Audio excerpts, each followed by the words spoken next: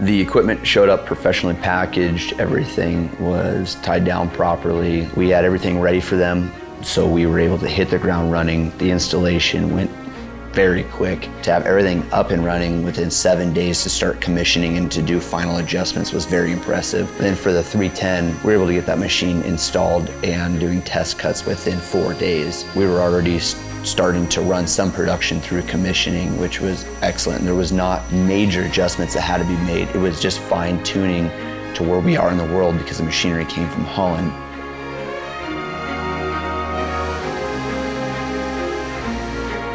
After the installation of the equipment and really going through the initial learning curve of how everything works and how we needed to tweak our processes to complement the new equipment, really everything has been dealt with really quickly, really professionally. You see how much care goes into every single piece of equipment, into the wiring harnesses, even the way zip ties are tied.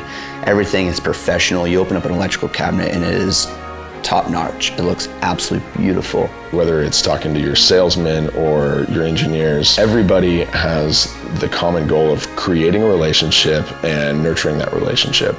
There was never a time where we felt like we were alone in this. We were able to create relationships with Voortman